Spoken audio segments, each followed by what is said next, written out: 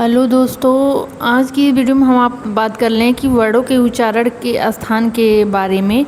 ये इससे रिलेटेड ये एक ऐसा इम्पॉर्टेंट टॉपिक है। हिंदी में चाहे बात करें चाहे संस्कृत की बात करें, हिंदी में भी इससे टेट में, चाहे सुपर टेट में, चाहे सी टेट में, इससे केबीएस में, हर एग्ज़ाम में इससे 1, 2 या 3 क्वेश्चन इसे मिला करके रहता ही है। इसकी एक सिर्फ संस्कृत की एक ट्रिक समझ लीजिए, सिर्फ ये 9 लाइन का है। ये आप सिर्फ याद कर लीजिए। ये मेरे पास 9 ये ट्रिक समझ लीजिए है। ये फार्मूला समझ लीजिए चाहे ट्रिक समझ लीजिए, इसको याद कर लीजिए। ये आपका इससे रिलेटेड एक भी क्वेश्चन कभी मिस्टेक में नहीं जाएगा।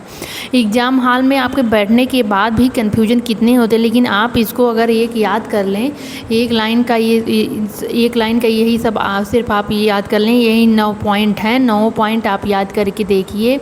आप किसी भी एग्ज़ाम में बैठेंगे, चाहे टेट के, सी टेट के, चाहे सुपर टेट, चाहे केबीएस के, किसी भी एग्ज़ाम में आप बैठेंगे, इस टॉपिक से रिलेटेड आपको मैं गारंटी लेती हूँ एक भी क्वेश्चन गलत नहीं होगा। और ऐसा नहीं है कि इससे क्वेश्चन कब न पूछे। हिंदी में भी इससे 2-3 क्वेश्चन रहते हैं, संस्कृत में भी इससे रिलेटेड 1 या 2 क्वेश्चन पूछ ही लेता है कि वर्डों के उच्चारण, इस वर्ड का उच्चारण स्थान कहाँ से है, क्या होगा। अगर आप ये टॉपिक तैयार कर लेते हैं, बहुत छोटी सी टॉपिक है लेकिन हमें 2-3 नंबर ये दिला देती है।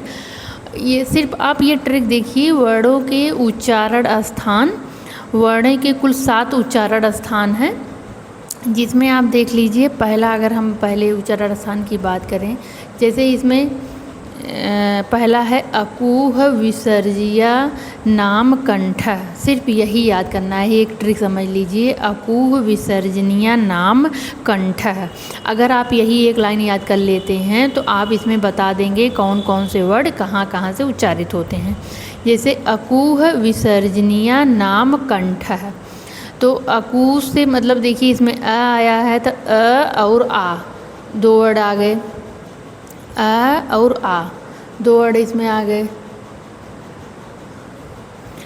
और विसर्जनिया नाम कंठ, अकू अ और आ गया ऐसे। फिर क से एक क वर्ग आ गया, मतलब क ख ग घ, क ख ग घ।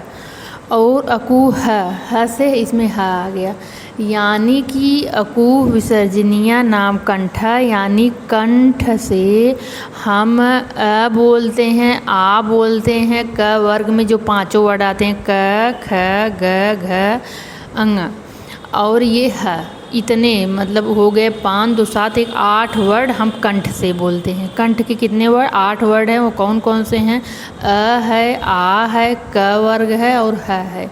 अकूह, अकू आप समझ गए होंगे। अ से अ और आ, क से क वर्ग, ह से है। अब अगर ये एग्जाम में पूछे ह का उच्चारण स्थान, आप याद क्या, अकूह विसर्जन नाम कंठ ह आ रहा है, तो इसमें कौन होगा? कंठ होगा।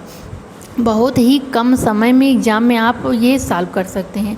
ये भी है, अगर आपको ये ट्रिक याद है, बहुत कम समय में आप इसको आराम से क्वेश्चन कर ले जाएंगे। और एग्ज़ाम हॉल में इतना कन्फ्यूजन होता है, कोई चीज़ें कितनी भी पढ़ के जाएं, जब तक कोई चीज़ें ट्रिक के माध्यम से हमारे माइंड में ना हो, तो उसमें कन्फ्यूजन बहुत होता है। दूसरा देखते हैं, ईचू यशा नाम तालु। ईचू यशा नाम तालु, जिसे आप समझ भी गए होंगे। ई और ई, च से च वर्ग, च छ ज झ य और य। ईचू यशा नाम य, और देखिए यहाँ दिया यह स, जिसको हम बड़ा वाला स बोलते हैं। ये स, इसका उच्चारण स्थान क्या होता है? तालु होता है। ईचू यशा नाम तालु, ई च वर्ग य और स। अगला देखते हैं क्या है, तीसरा ऋतु रसाराम मूर्धा। ये सिर्फ यही याद करना होगा, हमको पूरा याद है। अकू विसर्जन नाम कंठ, ईचू ऐसा नाम तालु, ऋतु रसा नाम मूर्धा, ऋतु रसा नाम दंत्या, यंग गणनम नाम नासिका। ये ऐसे याद है।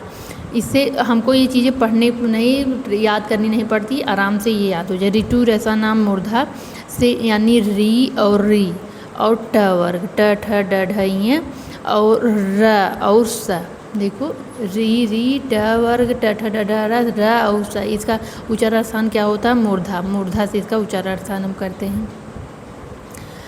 अगला देखते हैं, ऋतु लसा नाम दंत्य। लीतु लसा नाम दंत्य यानी री और ली दोनों त वर्ग। ये बहुत ज़्यादा पूछता है, यूपी टेट जब हमने एग्जाम दिया था तो यही सब पूछा था। तो ये मेरे नाम का भी सा आता है, तो मेरे नाम की वजह से ये हमको याद था कि ये दंत में होता है। मैंने इस ट्रिक से याद किया मेरे नाम में कौन सा सा आता है, तो ये दंत से आता है। तो इसको सा और बड़े छोटे हमको कन्फ्यूजन नहीं होता। मेरे नाम में जो था तो जो आता है वो दंत है, और जो वैसे बड़ा वाला सा वो तालु में आता है। तो ली त वर्ग ल और स, ल और स। ये सिर्फ देखिए एक लाइन का एक ट्रिक है, एक शब्द ट्रिक है। यम गणनम नाम नासिका। यम गणनम नाम नासिका मतलब समझ रहे हैं, जो पांचवें स्थान का पंचमाक्षर का पांचवा अक्षर होता है वो नासिका से बोला जाता है, नासिक वर्ड होता है। यम गणनम जो पांचों वर्ग हैं उसको पंचमाक्षर जो होता है वो यम गणनम नासिका से बोला जाता है। ये नासिक वर्ड हो गए। ए दे तो कंठ तालु। ये अगला है, ए दे तो कंठ तालु। ए और ऐ कहाँ से बोला जाता है? कंठ और तालु से बोला जाता है। कंठ तालु वर्ड कैसे पूछेगा? कंठ तालु इसमें से वर्ड कौन है? यह है, ट है, प है, यह है, ऐसे पूछता है। तो ए और ऐ क्या है? कंठ तालु, कंठ तालु वर्ड है। अगला देखते हैं, ओ दो तो कंठ ओष्ठ। ओ दो तो कंठ ओष्ठ। ओ दो तो कंठ ओष्ठम। वो मानी यानी कि कंठ और ओष्ठ से मिला करके कौन बोला जाता है? कौन सा वर्ड है? वो है ओ और औ। ओ औ का उच्चारण स्थान क्या है? कंठ और ओष्ठ है, कंठोष्ठ हो। अगला ट्रिक है कि वकारस दंतोष्ठ। दंत और ओष्ठ से कौन सा वर्ड बोला जाता है? वह एक ऐसा मात्र वर्ड है जिसका उच्चारण स्थान दंत और ओष्ठ होता है। दंत को भी मिला कर ओष्ठ, जब दांत मिलते हैं और ओठ मिलते हैं दोनों, तो वह का उच्चारण स्थान होता है दंतोष्ठ। दंत और ओष्ठ से बोलते हैं वकारस दंतोष्ठ। इसे याद कर लेंगे तो दंत और ओष्ठ से वर्ड वह बोलते हैं। ये वह भी बहुत ज़्यादा पूछता है एग्जाम में। और स पूछता है त। ये दोनों स भी बहुत ज़्यादा कंफ्यूज होते हैं, इसलिए स भी ज़्यादा बहुत पूछता है। उपनाम ओष्ठम। ओष्ठ से कौन से वर्ड बोले जाते हैं? ओष्ठ वर्ड कौन से, ऐसे एग्जाम पूछता है ओष्ठ वर्ड कौन कौन से हैं। तो ओष्ठ वर्ड कौन कौन सा है? ऊ है, ऊ छोटा ऊ, बड़ा ऊ और प वर्ग, जो प फ ब भ म, सिर्फ यही चारों वर्ड प वर्ग और ऊ किससे बोले जाते हैं? ओष्ठ से बोले जाते हैं।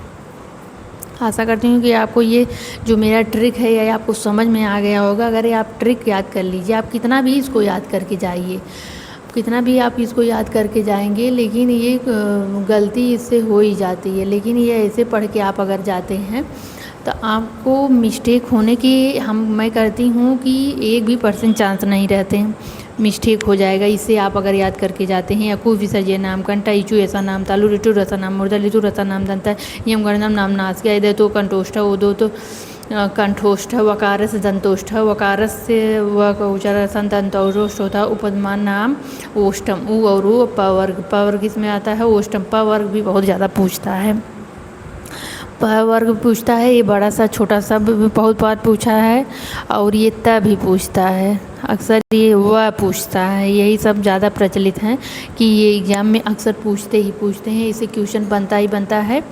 आप ये ट्रिक याद कर लीजिए, जो 7, 8, 9 ट्रिक हैं, इसको पढ़ के जाइए। 2-3 क्वेश्चन आपको यूपी टेट के एग्ज़ाम में इससे मिलेंगे। आपका एक भी क्वेश्चन इससे मैं गारंटी लेती हूँ कि इससे मिस्टेक नहीं होगा। मेरा यही मैंने भी पढ़ा हुआ था। 2 क्वेश्चन हमको कि 3 या लगभग क्वेश्चन मिले हुए थे, मेरे एक भी क्वेश्चन इसमें से गलत नहीं। यही छोटे छोटे टॉपिक, छोटे छोटे एक नंबर हमारे सफलता की कुंजी बनते हैं। तो ये छोटे टॉपिक देखिए, सरल जो कठिन क्वेश्चन हैं, 2-4 क्वेश्चन आते हैं, हर सब्जेक्ट में बनते हैं, हर कम्पिटेटिव एग्जाम में बनते हैं, आउट ऑफ सिलेबस रहते हैं, हम लोग पढ़ा नहीं रहता। लेकिन जो सरल टॉपिक है उससे क्वेश्चन नहीं गलत होना चाहिए, क्योंकि अगर उससे क्वेश्चन गलत होता है तो हम कंपटीशन से बाहर होने लगते हैं। जो हमारा टारगेट रहता है मेन नंबर पाने का, उससे हम बाहर होने लगते हैं। तो सरल कठिन क्वेश्चन गलत हो जाए ठीक है, क्योंकि कठिन क्वेश्चन सबके लिए कठिन होता है, हर स्टूडेंट के लिए कठिन। कोई स्टूडेंट 100% क्वेश्चन जान करके कितना भी पढ़ ले एग्जाम में नहीं बैठता, लेकिन जो सरल क्वेश्चन वो गलत होने, अगर वो गलत होते हैं तो हम कंपटीशन से ही बाहर होने लगते हैं।